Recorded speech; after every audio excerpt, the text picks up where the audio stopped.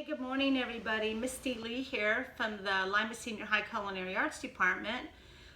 Would like to have gotten you in person today, but unfortunately, you get the presence of my kitchen, and I'm going to do a nice food demonstration for you here. But first off, I'm going to talk to you a little bit about some things that us people in the food service industry tend to worry about. Okay, so food safety is #1 priority, and especially in the food service industry, we've been handling food good for a really long time, or I should say safely.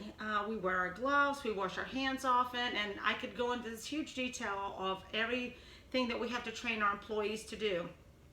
I thought today I'd start by giving you just a few tips of what you probably could do at home to make sure your food is safe. Now, everybody knows about chicken. You know, you wash your chicken. They don't want you to wash your chicken. The salmonella juice could splash all over the kitchen and so on. But they stop to think about our hands being a vehicle of contamination. So whatever you touch prior to cooking is going to go onto that food, or if you're using fresh fruits and vegetables, you could tend to get a contamination whether you have washed, whether you've washed your hands or not. So you want to, at home we don't tend to have gloves. So you gather all your ingredients together, you wash your hands really good with soap and water. Hand sanitizer is not necessary. Do not put hand sanitizer on right before handling raw foods that you're going to eat or feed your family. You want to think about what you're doing when you're preparing food to share with others, like licking your fingers and like stirring something and tasting with a spoon that you're going to dip back in. So those are things to take into consideration because potlucks is a big place where foodborne illnesses happen. So with that being said, you need to think about food that's going to be kept safely needs to be either refrigerated or hot. In between there's the danger zone, and that's between 41 and 135. So you want to keep food out of the danger zone as much as possible. That means when you're trying to thaw something out and you're thinking, well, I'm going to have chicken for supper tonight or pork chops, please do not leave it on your counter to sit while you're at work. Unthaw it in the refrigerator, unthaw it in the microwave, unthaw it under running cold water. Those are just some things to do. If you have any questions, you could always email me at mlee@spartan.limacityschools.org, and I would be glad to answer any of your questions. Also, I wanted to talk about some trendy things in the culinary food service industry right now, like plant-based proteins. It's a big thing right now. Healthy food bowls is a big thing. Blended burgers, like adding mushrooms and cheddar cheese or whatever to a burger and then baking it, or stuffed burgers. Those are some trendy things in the industry right now. Unique cuts of pork and beef have been trending. Nice little medallions of beef tenderloin, maybe stuffed with some type of cheese and then rolled in bacon. There's just a lot of really neat, trendy things going on in the industry. CBD snacks. CBD oil has made a big hit in industry, and they're putting their CBD oils in juices and lemonades and granola bars and so on. So there's a lot of different things happening in our industry that makes culinary a very interesting field to be in. And while I'm on that field, I teach culinary at Lima Senior. I am introducing kids to all parts of the industry, whether it's grocery, whether it's healthcare, besides restaurant. The healthcare is amazing. Some of the things that they're doing now with our elderly residents to make their living their enjoyment with their food. So other things is the one that you don't hear very often is your food science. Kids are in, or people are in, like the Nestle's plant, and they're creating recipes. Or say they work in that plant and somebody's coming up with something that they want to prepare and they have an idea and they take it into these people to be tested. So our industry is just huge. Some other cool things happen in the world of culinary is your Grubhub and your DoorDash and your people doing your grocery shopping for you. I mean, it just could go on and on. So we are trying to feed the industry with employees as much as we can. A lot of us career-based programs like the culinary, and not only the culinary, but it's across the boards with our schools. We're trying to get industry-ready people right off the bat. It can be a challenge at times. So I'm just glad that you reached out to Lima City Schools and invited us in to be part of explaining to you the world of culinary. But while I am on our school system, we do have a huge, and I'm going to do non-COVID today. Okay, you guys are COVID'd out, I am sure. But there is a huge, we have a huge vocational program there, or career tech as we call it now. And, you know, we have our graphic designs, we have our automotive, and if I don't mention someone, I'm sorry, but we have our early childhood education, our nursing department, we have a great engineering department, our decade and marketing gals are out there working hard in the industry, and they're pretty well known. So there's a lot of us out there just working hard to get people ready, get students ready to go right into the workforce if they don't go to college. And some of our kids do go to college. So anyhow, with that being said, reach out to any of us. We are always looking for people to be on our advisory committees. If anybody's interested, we're definitely open for that. I don't know how that's going to work this year. Could be a little different, but we need people from industry to help us grow our students into great citizens. So with that being said, I did want to share a couple recipes with you today. One I'm going to demonstrate because it's summer. And in the summertime, we have these little gardens that we like to grow, and then we don't know what to do with all of our things.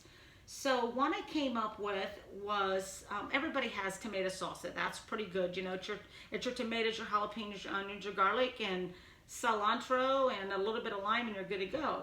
So a couple years back, I found this cool cucumber salsa that I dearly love.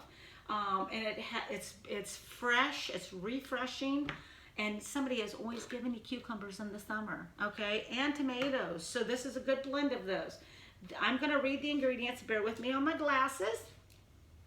Cucumbers, peeled, seeded, and chopped, and I'll talk to you about that in a minute. And then you have tomatoes, a green bell pepper, jalapeno, a small onion, garlic, lime juice, minced fresh parsley, minced fresh cilantro, dried dill weed, salt, and tortilla chips, or whatever you want to put it on. So with that being said, I'm going to get to chopping. I'm going to talk to you while I'm doing it. Anytime that you are preparing, you start with a nice sharp knife. Now, I do want to say something here. A lot of you have these nice little things in your little wooden block at home. Now, I have a flat one. This is a diamond steel. The round ones are just regular sharpening steels. Well, none of them are really sharpeners. They're honing steels. And what they do is they just kind of hone the blade of your knife to keep it sharp. And then periodically you got to go back to the knife stone. But just to let you know real quick, like I've already sharpened this, so let's give it a couple strokes. Your knife just goes at a 20-degree angle. And then you, from the heel to the tip, you just give it a good couple rubs. You flip your knife over, good couple rubs on that steel, and that's going to hone that blade for you so you have the nice, even edge. Now, after you do that, have a nice handy-dandy towel that is clean with sanitizer or dish soap if you're home. Just rinse it off, pinch, and pull through. Don't wipe across. Don't go this way. Go away. So I've already washed my hands, and just for the sake of getting this done, I'm just going to move on. So I'm going to start with my cucumbers. I've peeled the cucumbers. I don't feel like most of you need to know how to do that. I've done my mise en place. Okay, mise en place is to gather your ingredients or to get things ready to cook or prepare. So I have peeled my cucumbers already. I'm going to take the ends off of these now. I always kind of, if I can chop two at a time, I'm always doing it. I have a little bowl here from my garbage, which is nice. So I'm going, and it says peel and seed it. So the way we seed a cucumber, there's a couple different ways. This cucumber doesn't seem to have a lot of seeds in it, and it really all depends the type that you get. Now, as you can notice, these two cucumbers, I'm filming from home too by myself, so I'm actually practicing.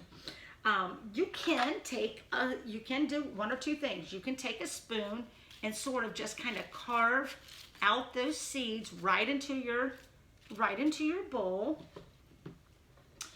Or that one's a little harder to get out. So something else that you can do is you can make your handy dandy spear. And then you can also just kind of slice your seeds right out of there. And trust me, that's way faster. And some of these cucumbers, if the seeds don't really look too bad, I just leave them in. It's just some big gonky seeds you want to get out of there. And then you're going to dice this to your liking. The size that you're going to want it to be is however big you want your salsa. I like to do mine about the size of a pencil eraser, not a square one. So I'm going to go ahead. You got to keep the fingers back from the edge of the knife. I have the students make a claw, and then if you make a claw as you're slicing, you can just ride your knife down your knuckles.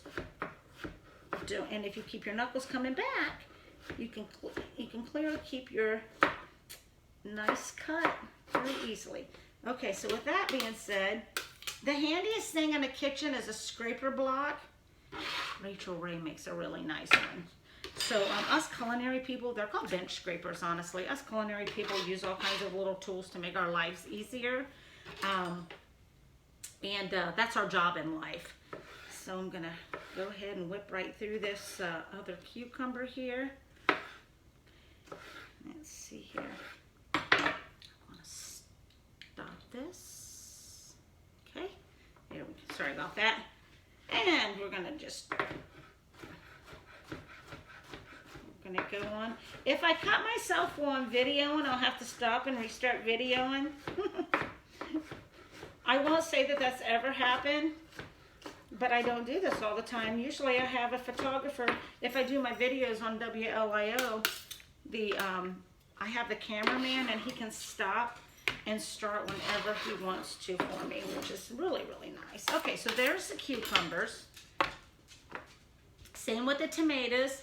I'm going to take my core out with the nice sharp end, just like this. But I am going to show you one little trick. Uh-oh. Okay.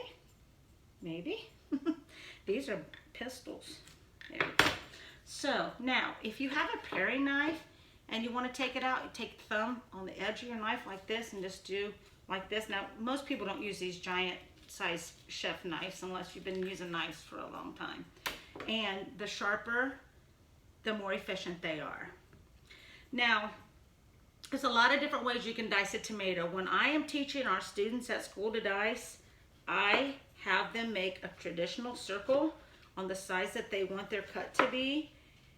It's a little safer for students, but it's very user-friendly, I should say. So then you make your little,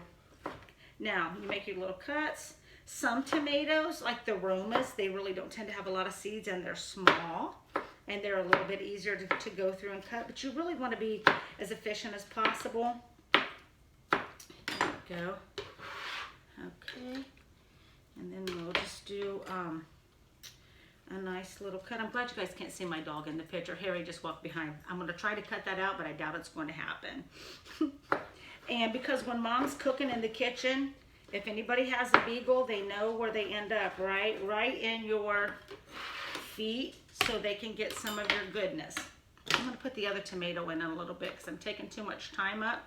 So I'm going to go ahead and scrape that out of the way. Put my little juice right into my bowl. Super handy. And if it was garbage, I put the garbage in there too. Now the onion says 1 small onion. I was lucky enough to find a small onion. I'm going to take the flowering end off, but I'm going to leave the root end on. And then I'm just going to take my knife and I'm going to put a nice little divot in it and I'm going to peel that outer skin off. Now, have you ever got an onion ring and you bite into it and the onion ring, you don't bite it, it just keeps coming out? That's because they didn't get all the skin off of it. They should have. They didn't get that second layer, that tough layer. You don't want to leave that on. It's not very palatable. So when I do my onions, I leave it like that. And I'm going to go ahead, for the sake of my viewers, I'm going to cut that in half. And then I'm just going to make another dice down, but I'm not going to go through the root of the onion. There we go. And I'm just going to go this way. The little root will hold the onion together while you're actually slicing. And we'll go through there and we'll make our little slices. And then we'll throw that in with our salsa. And it said 1 small onion. So we'll just get this one here as well. And then we'll get our end in there. And this salsa is really a nice, fresh. It does have a little bit of heat to it, not too much because it has 1 jalapeno. If you would like to, you can leave your jalapeno out if you have people that really don't like to have the jalapeno. I will warn you, if you put a jalapeno in your salsa, you better be the person that likes a really, really, really hot salsa because those seeds are mean. So, with that being said, I'm going to go to the pepper. It called for a 1/2 cup of a green bell pepper. No green bell peppers at the store I went to yesterday. So I just went ahead and got a yellow bell pepper, which will probably look really nice in here anyhow. Now, what's a 1/2 cup? About a 1/2 of a pepper. It's going to be like a small pepper. That's kind of how I usually do it. It's really your preference. Now, if you take and just cut the pepper like this is what we have our students do. And they do them in culinary too. If you just cut your edges off like so, and what I mean by doing them in culinary, they do them like in culinary schools, big culinary schools, or like a lot of the chefs do. And then you have this part that you can toss out. Now, I always tell the students, cut that bottom off because we're going to use it for something. All right. Now, I am going to show you, I'm going to step away just for 1 moment. I'm going to come back to you. I forgot to place, this is like a drawer liner. You can use this or a wet towel. I forgot to place that under my board, so my board's getting a little happy on me. So we're going to set there. Now that's going to hold it still really good. I'm going to set these peppers aside. When you slice a green or pepper, don't slice it from this side. Slice it from the inside. It really is a lot easier to get through. Now I'm going to go through mine together. I'm going to keep my fingers back. Okay. And I'm just going to go ahead and I'm going to dice through there. So if I was there today with you and in the audience, I would clearly be asking you guys a lot of questions, maybe about things that you like and maybe foods you've tried and so on. So I'm not able to do that today, and I apologize for that. And maybe someday that you'll be able to get me in live, and we can do a little bit of a fun, some kind of fun activity. So I'm going to put the peppers in, and I've got a couple other little things to do here yet. Just going to stick these aside. I have a jalapeno, I have a lime, I have garlic, and we have our cilantro. And I'm going to talk to you a little bit about cilantro. Now the jalapeno, just usually if it calls for jalapeno, they're not created equal. In this batch that I had received, I had a jalapeno in there that was clearly much, much, much larger than this one. I chose the smaller one because this recipe will probably go to my grandchildren, or some of it will. I'll share some. My spoon again, I'm going to scrape those seeds out. And like I said, if you want a recipe to be extremely hot, you can leave the seeds in, but lessons be learned, because if you like it, that's good, but otherwise it's going to make it, the seeds makes it like super hot. And there again, I'm going to cut that just like I did the bell pepper. I'm going to take it nice and easy from the inside, and I'm going to just make small strips because it says to mince it. Mince is a cut that is smaller than a small dice, which is about the size of an eraser, I would say, a pencil eraser. It's an easy one to, it's like taking a dice and cutting it into fourths is like a small dice, and a mince is like taking those pieces and cutting them into four, so they're really, really tiny. So after you get it like so, then you can get your knife with the point on the board. If you keep your point on the board, you're unsafe. Got that beagle down there waiting for the jalapeno to come off. Okay, and then we'll get a nice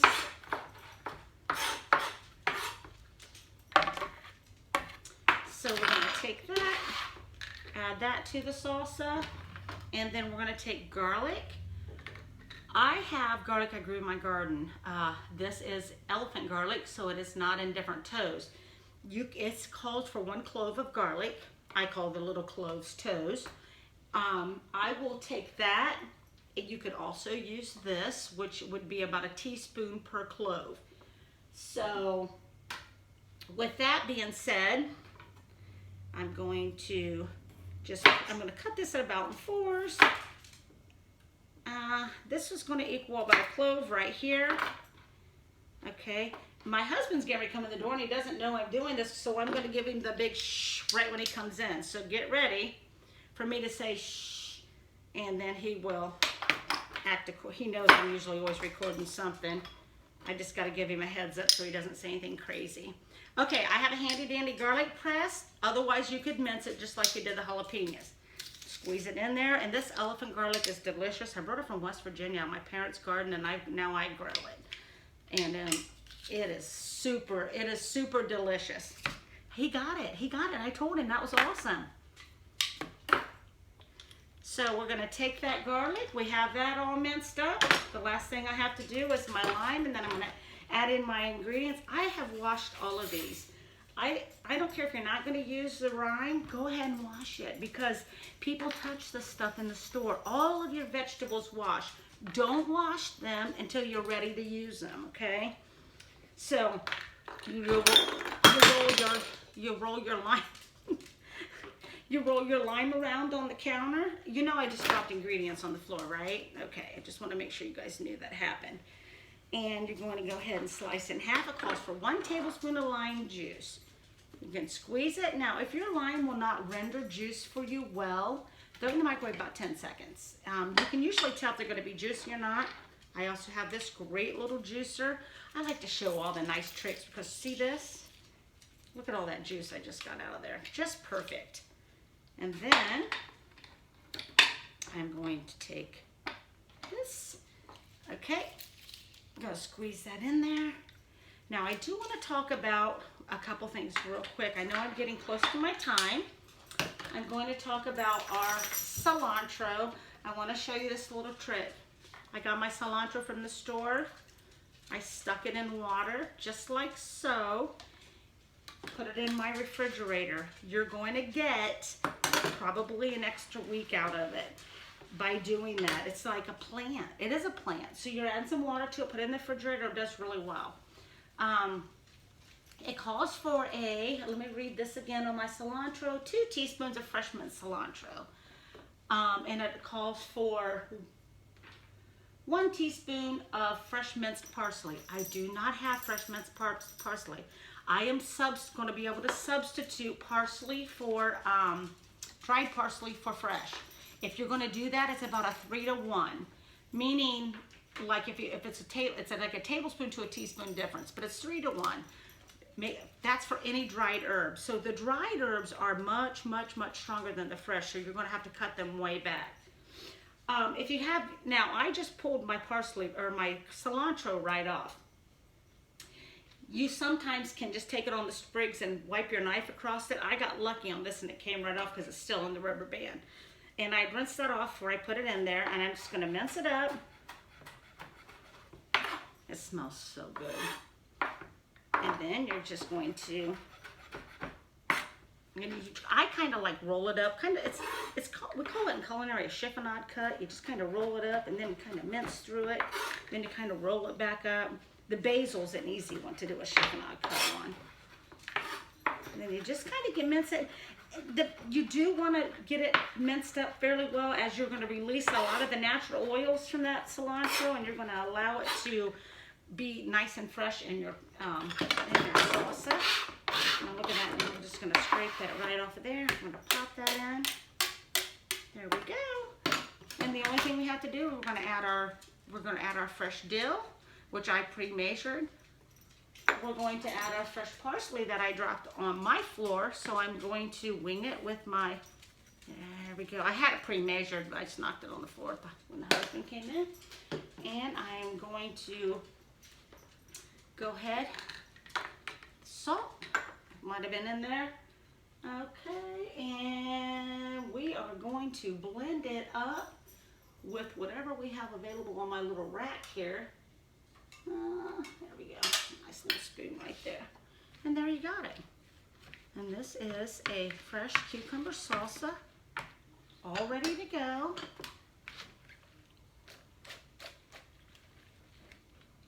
Yum. I hope you guys enjoyed that. Remember, stop in and see us sometime at Lima Senior when we're past all of this craziness. I do have a cafe, but this year I think I'm going to be doing a lot of carry-out things, so I'll be posting that on my Facebook page, Lima Senior Culinary, and we're just going to kind of play it by ear. But mlee@spartan.limacityschools.org if you have any questions. Hope you guys have a great day now.